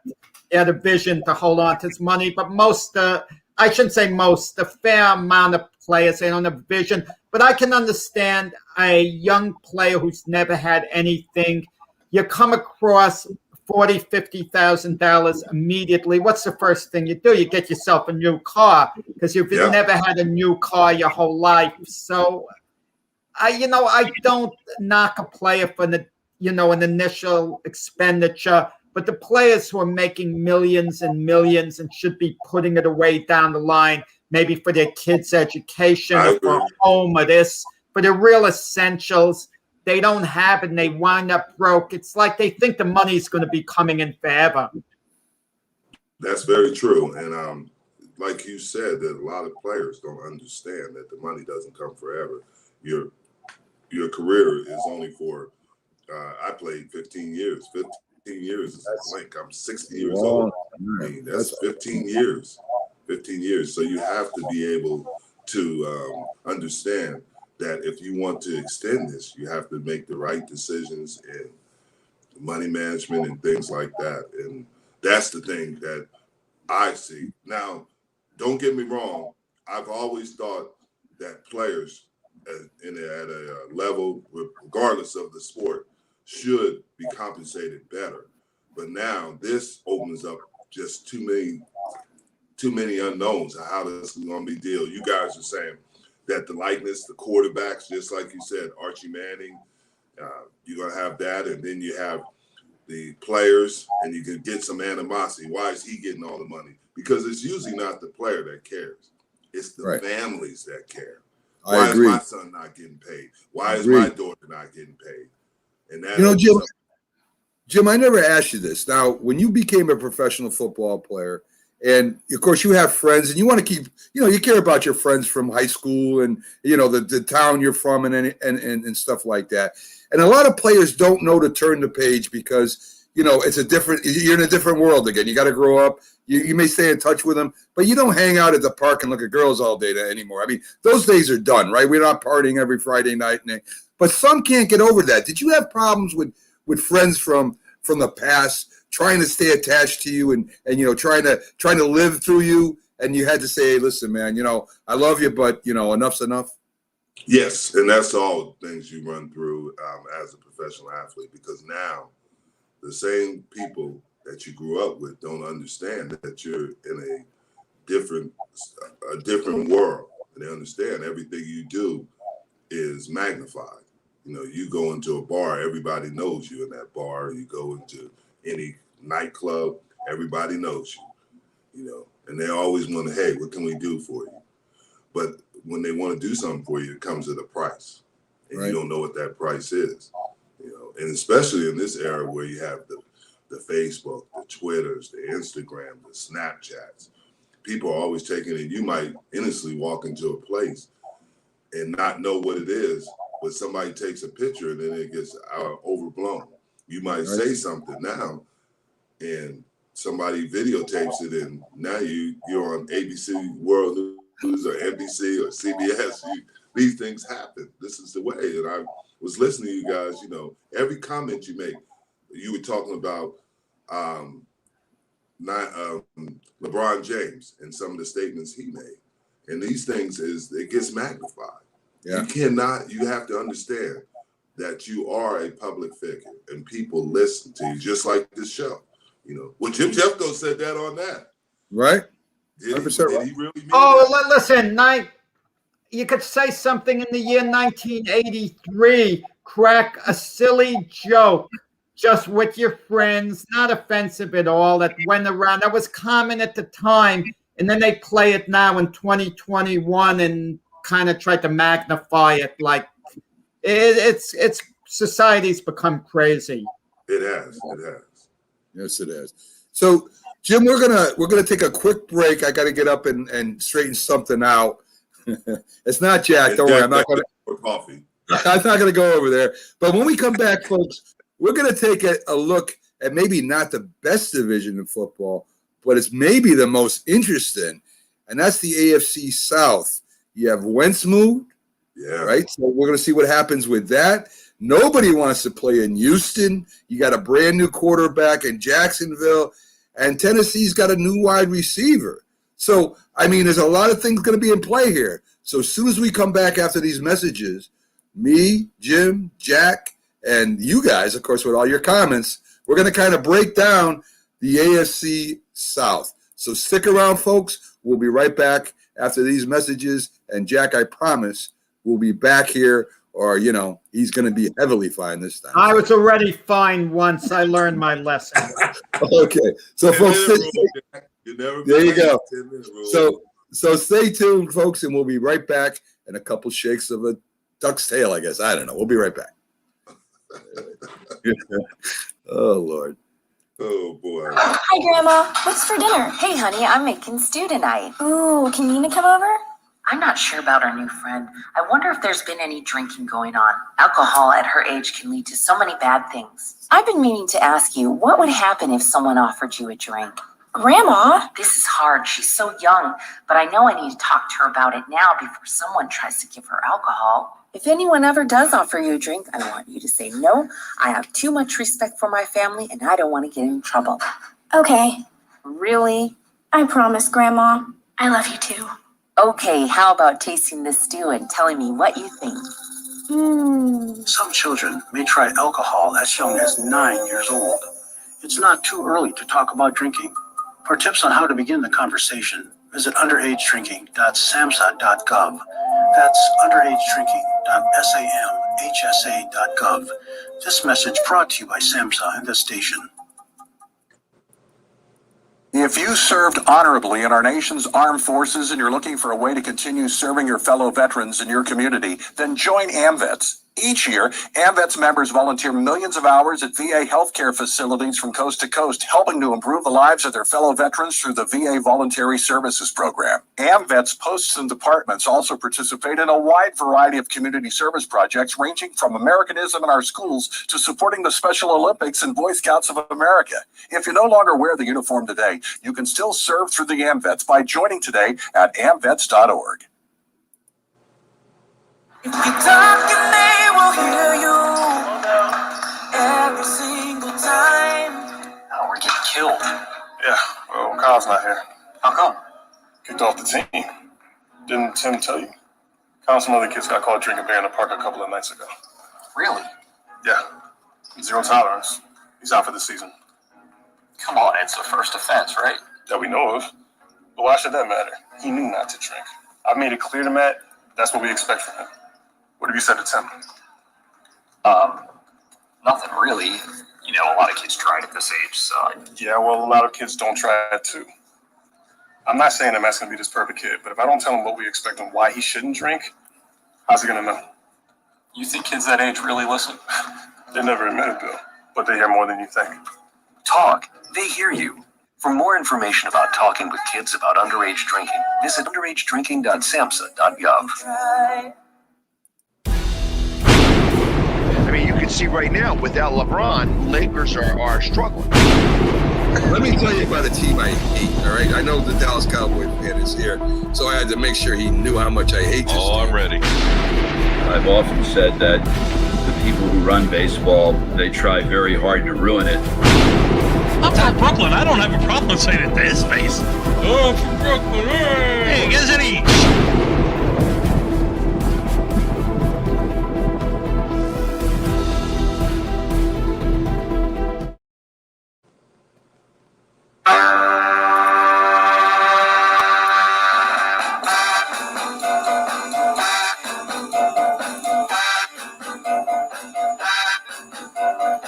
Good morning, everyone, and welcome back to the Mac and Jack Sports Show on our Sunday edition, This Week in Sports. I'm your host, Mac, with your co-host, Jack Hirsch, and your other co-host, the great Jim Jeffcoat. And we're here, and we were just discussing a little bit about the new rules. And Jack wanted to ask you a question about today's, and this maybe is the biggest story on 4th of July, I don't know. But, yeah, of course, we have, hold on, let me set you up there. I'll throw you the ball, you catch it, all right? So, Jim Jeffcoat, Jack is very interested in something that happens every 4th of July, and he's got a couple questions for you. Go ahead, Jim. Today's one of the big sporting events, and I want to know, Jim, in your prime, how well you could have competed in this, because you look like you had the potential to be really good in this sport, okay? You really look like you had the potential. I know what you're going to say. There you go. How many hot dogs could you eat in 12 minutes? I had to celebrate the 4th of July. I'm in Phoenix today, and I went to Portillo's and had a hot dog. I probably could have ate 3. So you mean you couldn't have competed with Joey Chestnut if you and the Coney Island? He eats about 75. I could not. He would have. Mac feels they cheat because they don't eat the bun. Mac feels it shouldn't count. I would agree. They do, but they water them down. They put the buns in the water. Yeah, there's no ketchup. There's no condiments at. Yes, I mean, yes. I mean, I'm having hot dogs tonight for dinner, but I have to have my sauerkraut on it, mustard and sauerkraut. There you go. Yeah, I mean that is. I probably could have ate 3. maybe 4. I think if I didn't eat all day, maybe 5. I gotta ask you this story very quickly with the Cowboys. A friend of mine told me this story. When Barry Switzer took over as coach of the Cowboys, he wanted to get to know the players better. So he took out, this is what I was told, Michael Irvin and Deion Sanders for dinner, and he took them to McDonald's for dinner.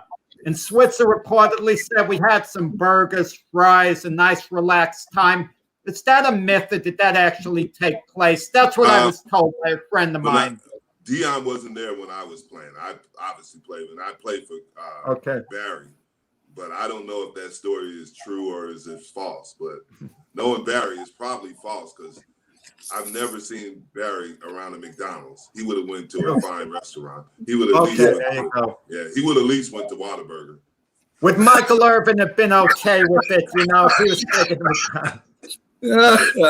Oh, too funny.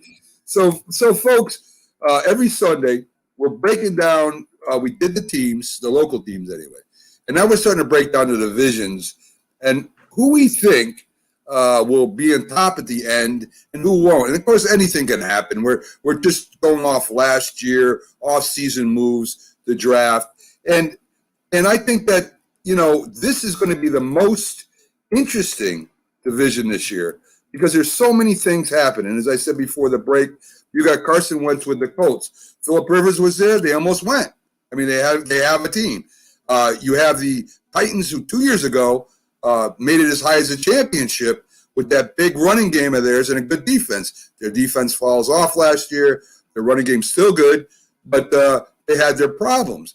And then you got the Jags who are 1-15, who have a brand new head coach, a college legend. We know that doesn't always work out. And they got supposedly the best quarterback ever taken in the history of football in the first round, from what I understand.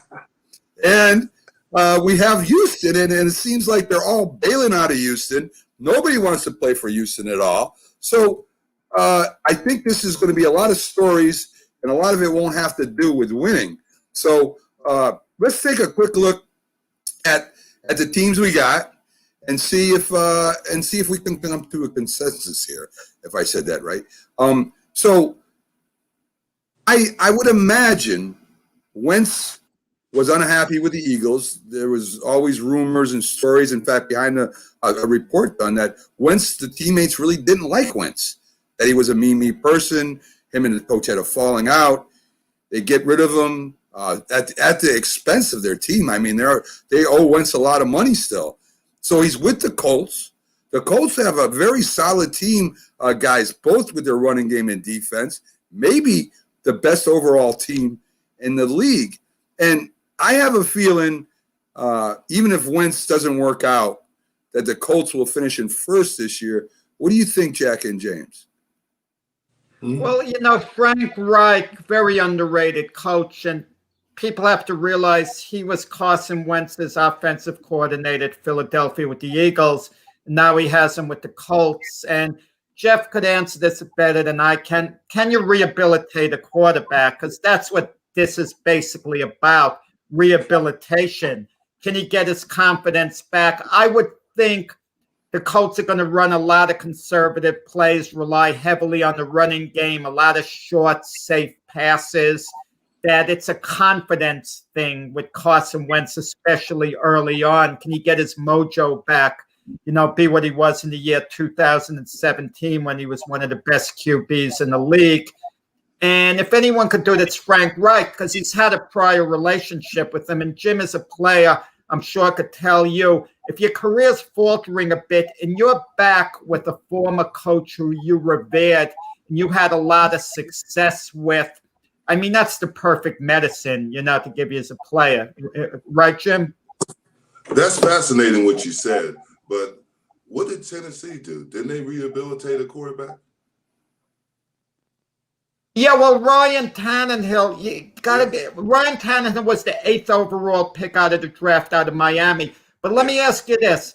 Was the problem Ryan Tannehill at Miami, or was it the coaching, Adam Gase, who didn't exactly, develop Sam Darnold when he went to the Jets later. So I'm not sure. But you make a valid point about what Gates did, Gates Adam. But when he went to the Titans, he had more success. And I think the Titans are still the team to beat because I think personally, both of them, Indianapolis and Tennessee, have exceptional defenses. And they both have very good running games. I think, in my opinion, that Tannehill at this point has a better grasp of and then Frank, like you said, Frank Reich was the offensive coordinator, but Tennessee might have a better grasp of what they are than Indianapolis because we don't know how he's going to perform in Indianapolis as opposed to Philadelphia. We don't know, and the early part of the season will dictate that. I think that Tennessee still has an advantage because that running game. I mean, would you want to tackle Derrick Henry? With help, You yourself said that there's a lot of wear and tear on these running backs. They don't last that long. Derrick Henry is going to hit a wall at some point, and when you have a big bruising back like him, they don't slip little by little, unlike a speedy back. They fall very quickly when they hit that wall. Right now, I don't think only thing I was going to say right now, I don't think he's going to fall anywhere but forward, and he's going to get 3 yards because he's so big. But I like Tennessee's chances right now. I like Indianapolis because they have actually a pretty good running game. But I think they do two-back team. Yeah. I think the acquisition of the wide receiver makes Tennessee a little bit dangerous. Well, let's talk about Tennessee for a minute. You said they had excellent defense. Their defense fell off the map last year, Jim. They had no pass rush. Their defensive backs were susceptible to a lot of big plays, and even though that running game to me is the best running game right now outside Cleveland's. That is the best running game in the league. I put Cleveland right with them with their two backs over there. But the defense was the biggest hurting thing. They picked up Julio Jones, a little older in the tooth. He ain't what he was. He's still a big play receiver as far as picking up first downs. Touchdowns a little iffy, but he's up there. To me, it's almost like picking up Larry Fitzgerald maybe 2 years ago. Still a great quality receiver. Would be a great possession receiver. I don't know if he's a deep field threat or not, but that Derrick Henry opens up that passing game. There's no doubt about it. Exactly. So they drafted well defense, but do you think their defense can improve enough to match the Colts? But Mac, here's how you can improve that defense: limit series, and that makes it's an easy fix. If they have their offense and they become more like they are, control the clock, and you give Indianapolis, let's use them as an example, instead of getting 12 possessions, they only get 9 possessions. Those 3 possessions are huge, and that's what their defense is. And they can do that by taking time off the clock with their running game. They can take it with, just like you said, with the acquisitions they got on offense, Julio Jones, you can limit those possessions. And if you can limit those possessions for the other team, then you have an opportunity. That's improved. When the Cowboys were at the top, when we were the number 1 defense in the NFL, we limit people's, because our offense was so explosive and so good, they limited our chances on possessions. Instead of a normal team gets about 10 or 11, teams were only getting, 8 or 9. And those 2 possessions make a difference. Definitely. I mean, I think I'm not sure who's going to be in first. I think the Colts will, but the Titans are right with them. There's no doubt about that. It's going to be interesting. Yeah.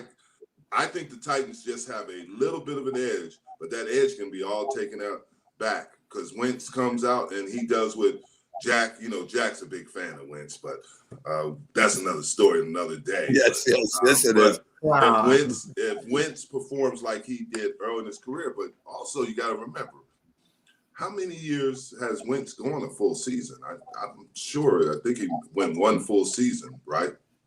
Good point. Maybe. I mean, he's been hurt off and on, missing games. I mean, I don't know if he has gone a full season or not. I'm not sure. He wasn't really hurt last year. He got benched eventually. Okay. So it wasn't a question of injuries last year. I mean, they stuck with him as long as they could. You mentioned something before that's thought-provoking, and we hear the commentators say it all the time.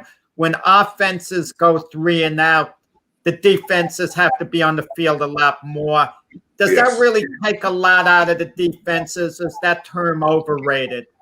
Yeah, it's not overrated because you want to limit possessions because, first of all, it keeps you fresh. When you get a 3 and out by your offense, you're immediately back on the field, just like you said. And then it's a mentality thing. You can be the best defense, but the best defenses in the world are in the NFL. Usually, you look at the teams that have really good defenses and look at how many times they're on the field. They're usually on a shorter period on the field. They usually get a lot of 3 and outs. And if you can do that, even in college now, they're figuring that out, is that those 2 downs, the first down, to keep them at between 2nd and 7, you have the percentages are with you. And then 3rd down, if you get people in 3rd and 10, now you limit what they can do. And those things. I mean, a lot of people, and I played ball a little while, James, so I understand that the longer the offense has the ball, and especially the running game, the more frustrating it gets. Because when they pick up first down after first down, you may make 2 great plays and even throw them for a loss or whatever. If they keep driving down the field, not only does it tire you by the end of the game, but the frustration starts setting in. I mean, a big play happens, you made a mistake, fine, you're back on the field. But if they can keep imposing their will on you and keep picking up them 4 and 5 downs and six yards and it goes down the field, it not only wears you down physically, but mentally, because you're like, what the heck do I have to do to stop this team from picking up that next first down? So I think there's a lot of mental fatigue too, James. I agree with you 100%. And the prime example is that the way offenses are being built now is look at how college football, when you get 51, 49 scores and things like that. And what is the biggest thing about that? And people argue, well, nobody plays defense anymore. But with those explosive, if you get plays in 1 or 2 downs, that means that your defense just came off the field. Now they're back on there. And just like you said, you get fatigued from that, from a defense. I'm just talking from a defensive standpoint. You will get fatigued, and it is hard to sustain that. It's hard to sustain it. Possession time still is important. The really good teams, prime example is what happened with Tampa Bay and Kansas City. If you were asked that question, who's more explosive? Kansas City's more explosive, but what did Tampa Bay did? They controlled the clock. They controlled possessions, and that's why they were successful. They took away that explosiveness by that. That defense was fresh. And the teams that are usually successful, they figure out ways to control the clock. They might not be the best defense in the NFL, but they understand that possessions dictate how you're going to be, how effective you're going to be. Does that cause dissension on a team where an offense goes 3 and out, and the defense, you come back to the sideline feeling good about yourself, stopping the opposing team, and soon you're back on the field and you ever murmur something or get ticked off? Like, what's with the offense? Get a couple of first downs, move the ball. And does that cause dissension ever? Has it ever caused dissension yet in any team you've been on? It does and it doesn't. That's the best way to put it. When you look at it, if your offense is struggling, then the defense has to step up. If your defense is struggling, then the offense has to struggle. If you're a true team, then you figure out that, hey, if they're having a rough day, then we got to step up, depending on either side, in special teams, things of that nature. Somebody has to step up and make plays. If you're complaining about your offense going 3 and out, then get them in a position to score. Make a turnover, make a big play, and get them in that position so they can build their confidence. If you're complaining about your defense not playing well, then make it an explosive play on offense. Because we're all in this together. And when that L is up there, it doesn't say, well, the offense lost and the defense won. Everybody wins, and that's team. There's no I in team. Right. I agree. You know, we've had Pepper Johnson, the Giants linebacker, on the show before, and we talked to him about the they had a great linebacking crew from Carson to Taylor to Reasons to Banks and Van Pelt before that. I asked him about defenses, the pride in defenses, right? I said, the New Orleans Saints had a great linebacking crew at that time. The Cleveland Browns had a great linebacking crew at that time. Yeah. I said, was there any, when you looked at film, did you, when you looked at them, did you ever, compare your crew to their crew? And Pepper said, yeah, of course we did. We knew they didn't have a great linebacking crew because they were tackling guys 5 yards down the field and we were hitting in the backfield, which was, a source of pride. As a defensive lineman, did you guys do the same thing against the great lines of other teams? Oh, no question. Earlier in my career, obviously, I don't know if I should say this.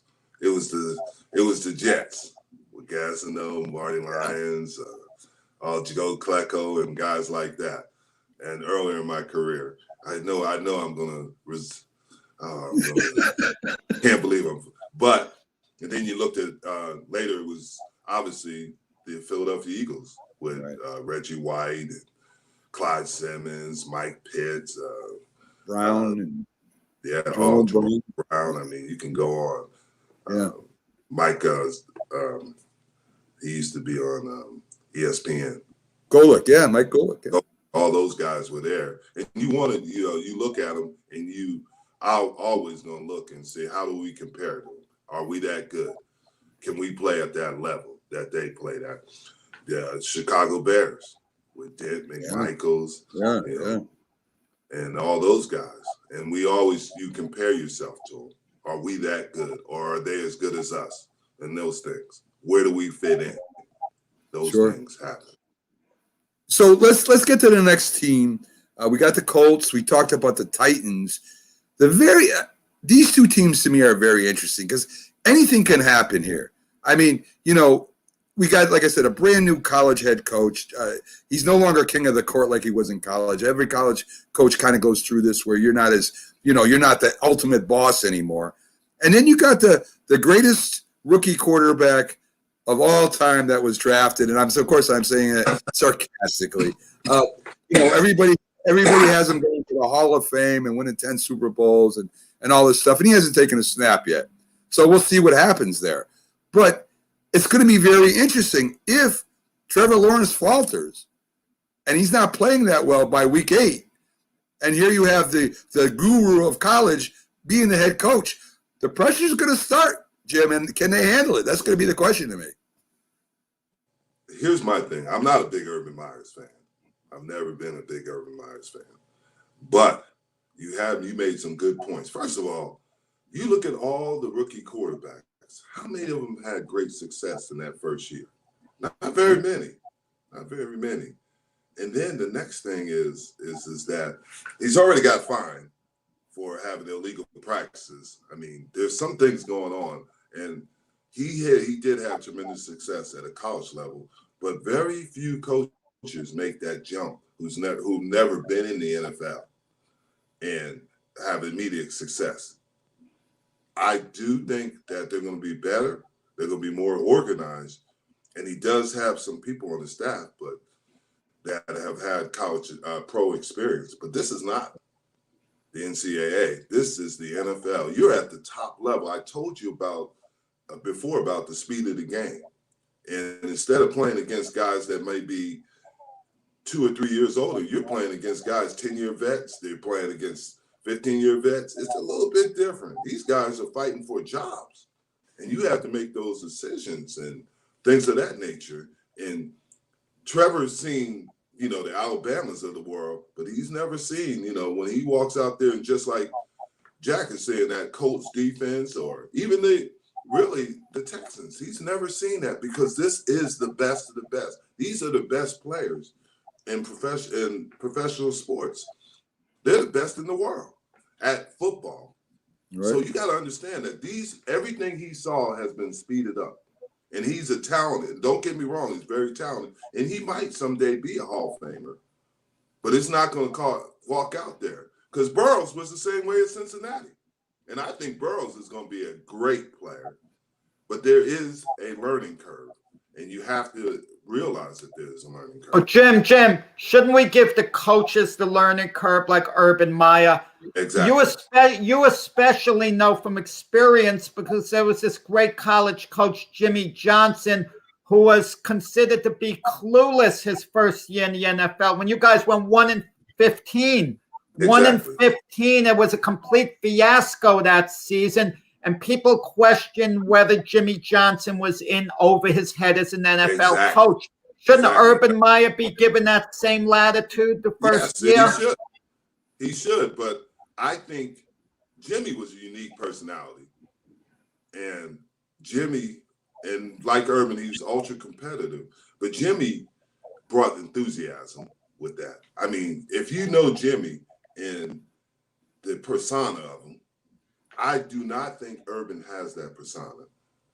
I think the closer to Jimmy would be Carolina, the Panthers coach, as opposed to Urban Meyer, because Urban is kind of like, he is more like a hammer and everybody else is a nail. With Jimmy, he was a psychologist. He was a psychologist major, psych major, and he understood personalities and he understood how to get those personalities to go in the direction he wanted to, and in ways, because he never treated everybody the same. Yeah, and you know, it's the big difference between college and pro, besides, you know, the level of maturity and the talent of the players, is that you just can't recruit the number 4 players and all around the country and bring them into one place. It's not that way anymore. I mean, you've got to deal with the way it is. So it's going to be really interesting to me. Urban Meyer already had medical problems. He had to quit football because of it. And that's another thing that I'm thinking about that might happen with the amount of pressure you're going to be in pros. It's twice as much as college. You can't just say something and they swear to it. His family made him sign a contract, Mac, that he was going to limit his hours. He was getting severe headaches. I mean, it was over the top. Well, I'll tell you, pro is a lot. You guys might be, but I'm not sold on it. Yeah, I'm not either. Jim. I'm not either. So we turn to Houston. You know, Watt left. You know, Watson's wanted to get out. Now he's kind of stuck in limbo for a while.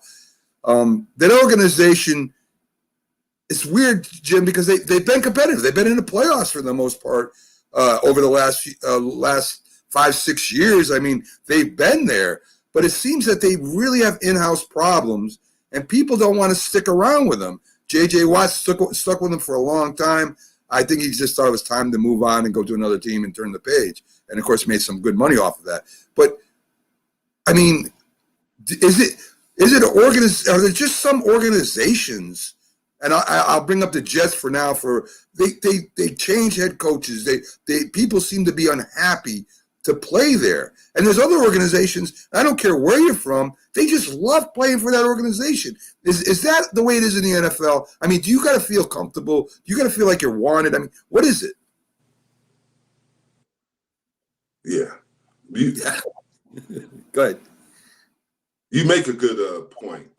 There's organizations that when you walk in, you feel it. You know, there's certain organizations. I use, for example, that's the Pittsburgh Steelers. When you walk in there, there's something about the persona. There are certain teams. Now it's becoming with Bruce Arians, Tampa Bay. Certain teams, you look at the NFC East. And that's why I like Tennessee, because he has built that persona. When you walk in the building, you know the expectations are different. It's not just to be a winning team. It is having the opportunity to go to the next level in the playoffs and things. The Baltimore Ravens, these teams are different. And there's some teams that kind of just meander along. They just go along with the flow. And they can change that with the right personality, the right coach, and they let him do his job. He can change the culture, because that's what it is. what we're talking about is culture in the locker room, coaches on there, your expectations. And we can't, especially with teams that have struggled, they cannot let the culture become negative. They have to be able to possibly culture. Miami Dolphins are a great example of how he changed that culture. Buffalo Bills, and they're saying, so the coach at Houston has to change that culture. He's got to change it in the locker room. He's got to change it on the field because the expectations are different now. And everybody thinks, I just was reading, Pickles said they're a dumpster fire. But if he can change that culture, they can still have an opportunity to be successful. Not this year, I don't think. But I don't think they're going to win a game this year. How about that? They're going to go 0-17. You talk about a bold prediction. Woo. That's my prediction. Listen, we haven't, since we're on Houston, Deshaun Watson, who's one of the top 5 quarterbacks in the NFL. I mean, I think we could maybe all agree with that. He's one of the top 5 in the NFL. I'm not going to discuss his situation. We won't do that in, the specifics of it, of course. It's very sensitive.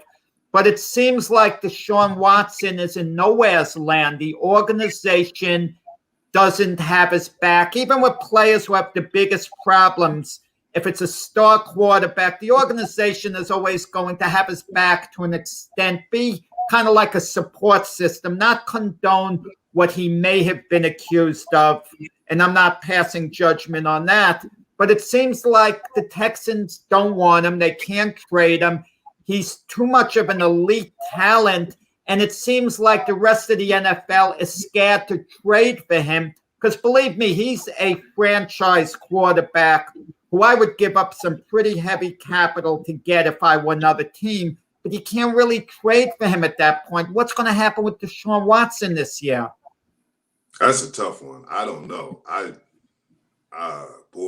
don't foresee him playing, but I don't, even if he plays, how effective he's going to be with all the issues that he has off the field, because that's got to be weighing heavy on him mentally.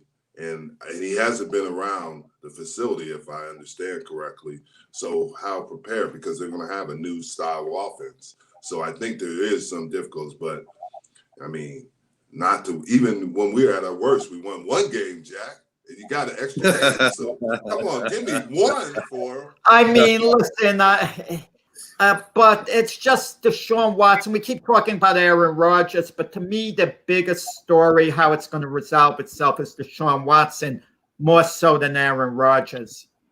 Yeah, and that's a tough situation. I don't think so. I think Watson is done this year, and he might be done permanently.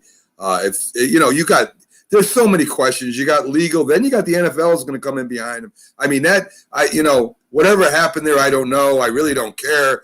But man, you got to be a lot smarter. And Jim, you know that with anything you do off field, that it doesn't come back to affect you. I mean, question. That's what I'm talking about. Yeah, that's going to be that's more just money, more problems. Yeah, you got it. You're 100% right. And as far as Aaron Rodgers go, if I was his teammates, I'd tell him to take a walk anyway. So I don't think that's a big question at all anymore. Just leave, retire, stay on the bench, whatever you want to do. Are you kidding me? If hypothetically, if Jim were playing and that was his quarterback, he wouldn't tell Aaron Rodgers to take a hike. You kidding? No, I wouldn't. He'd welcome him with open arms. He'd go to Aaron Rodgers, take him out to lunch, beg him to come back. I'm not telling him to take a walk. That's Aaron Rodgers. Dude, I understand that, Jim. I understand that, but when you say screw you to the teammates, I love you all, but I don't like the GM, so I'm not playing. And there's got to be a point where you finally say, "Hey, listen, Aaron, go take care of business. Whatever you got to do, go host Jeopardy or Dancing with the Stars. We got this. We'll see you later." There's got to be. There's got to be a point, man. There really does. But anyway, yes, Aaron Rodgers is one of the greatest quarterbacks to ever play football. I'll agree with that. So, folks, we're out of time. It always goes fast when we have Jim on with us. He'll be back next week with us, and we're going to start the NFC. And, of course, we're going to start the NFC East. And there's a team that Jim used to play for back then, It wasn't the Giants, it wasn't the Redskins, and it wasn't the Eagles. So I gave you enough hints. And man, it's going to be a lot of fun to hear his thoughts on what he thinks his former team will do against a couple other challengers this year. Did he predict they were going to go 15-2 next year, I think, or something like that? I mean, that was his prediction. If you broke it down game by game.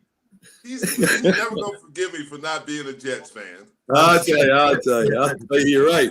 And Jim said that would happen with a second string quarterback. He don't even need Dak Prescott to be there to go 15. But anyway, I know we will.